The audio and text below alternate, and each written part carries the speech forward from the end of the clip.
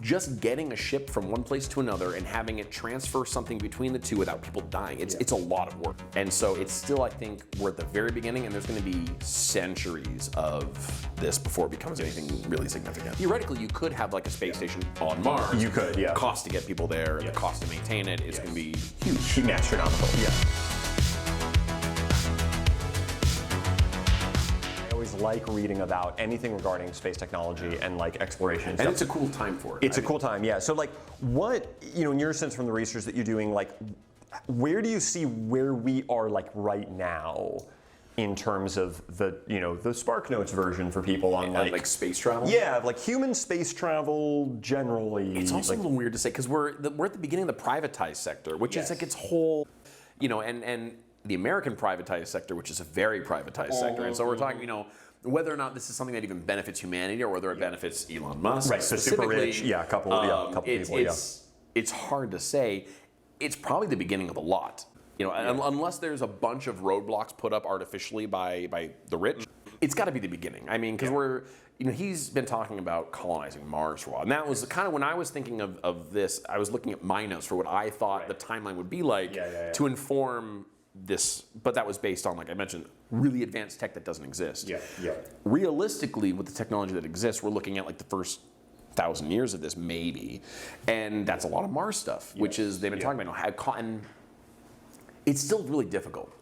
I mean, what they do, like vertical landing now and all that, which is all very cool. That just getting a ship from one place to another and having it transfer something between the two without people dying, it's a lot of work.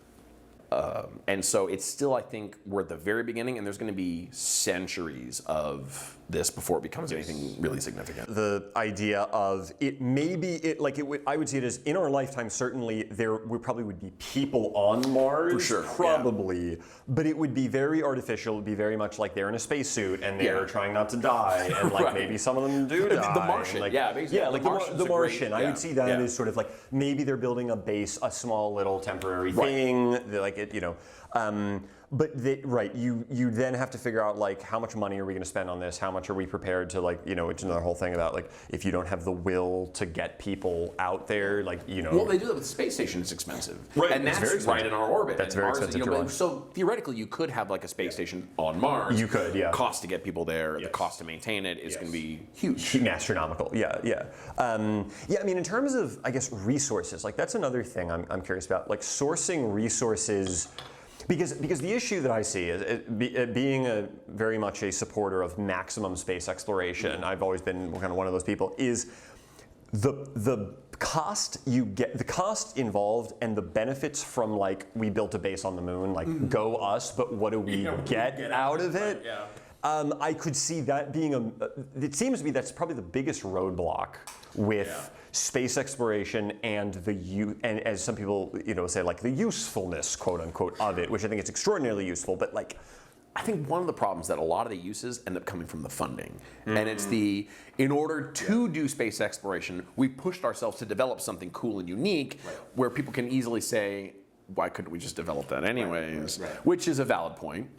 We could, but we also didn't have a reason to necessarily. And things like fibers, fabrics that retain heat. I think one of those, like the pen, pressurized pens, things like that. So there are advances for it. Otherwise, the other things though, like making a space shuttle, being able to see in the cosmos. I mean, the last mass extinction came from a meteor. There's no reason to think that it can't happen again. And having a presence in space where we can really see clearly out of the atmosphere and record everything, that is useful. I think the being able to divert meteors, in theory, like that is a very, very tangible key reason to have stuff. Well, and I mean also just the fact that like before we had, I think it's if you got rid of all satellites, we would be going back to some element of like a late 1950s, early 1960s level of technology in terms of certain systems that we have. Right. That since real, even our not phones. Counting Sputnik. Exactly. Like no concept of cell phones. If you don't have like satellites basically managing this stuff. So I think it was like Neil deGrasse Tyson. He was on a podcast and he was talking about this idea of like when you want to make very, very solid advances in a space, you need the public sector and the private sector kind of working together, where the public sector makes the early explorations where there's no obvious monetization, and they sort of chart the first early path in. And then once they've charted that path, then the private sector is like, oh, there, and there, we can make lots of money, let's put more effort in, and they kind of can follow up and get things done. Interesting. And it was an interesting approach to this idea of like, progress being, it needs to be very two-handed in a way. You can't just say we need NASA, or it's like, oh, screw NASA, we just need SpaceX. Like, and it's like the anti-capitalist me is like, that's not true. It's like you kind of need like both of them essentially working in tandem with each other. Well, that was the internet was a public thing. It was the government. That's right. Because corporations didn't see any benefit to having the internet financially. And of course, nowadays, like, haha, that's hilarious. How stupid were they? And they were like, oh, let's jump on that. But yeah, I mean, that's a lot of stuff happens that way. It still raises the question, though, about resources, and I'm curious to see. Are we doing a creamsicle next? Yeah. Okay.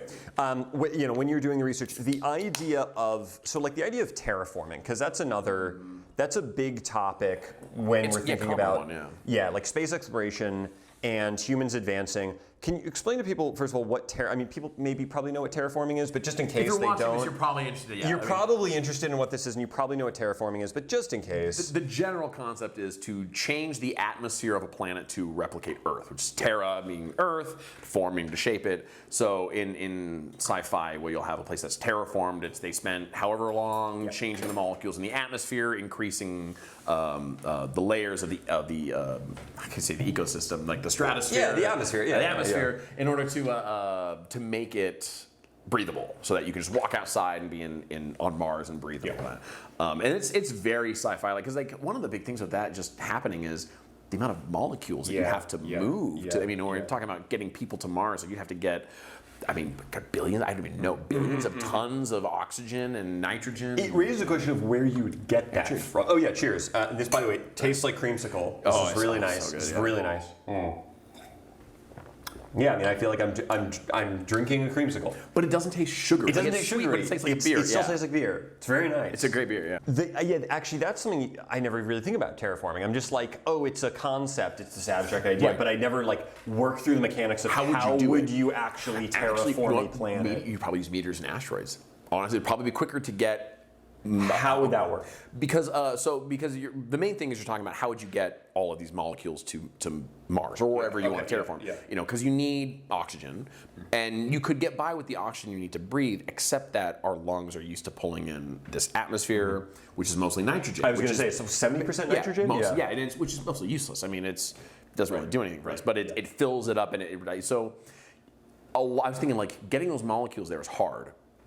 It's probably, like you said, getting things off of Earth is difficult. Doing it in space is easier, and there are a lot of asteroids that are primarily water or metals, but they have a lot of frozen gases that would probably be quicker and easier to do, just because there's no gravity pulling it down, and you can just kind of nudge it, and eventually it'll get there. And you just kind of like throw it onto and you just crash it on the planet's surface. Probably, in theory, or refine it outside, so you're not, because they're probably mostly metals. Yeah, that's fair. Actually, because even from there, it's easier to send it down, but even that's a lot. I mean, that's a lot. Like take a quarter of the belt and just. I mean, but like, what else are you going to use it for? It's. But that raises. I mean, that idea of like, then you do start to see like, what is the value of going out into space? Like, well, there are resources there. Like, you can get metal and stuff. Like all those sorts of things. But, and that's a common trope in sci-fi is a mining colony. You go to a system, you have the one planet that has people living on it, and everything else is mining. Because there's a ton of it. I mean, and we don't even know what's in most of them. Because the planets that are large and further away, like. They just recently start finding materials like, things maybe Venus has aluminum on it. So they'll think, not specifically, they'll start seeing like, we just now found this element might exist somewhere in Venus. Hard to tell because it's got this super thick volatile atmosphere. But and like Jupiter, like seeing anything on Jupiter is hard because it's giant and it's massive. But they could be there, and as soon as they are, and we have space flight, you're gonna mine. Gonna go mine all that stuff.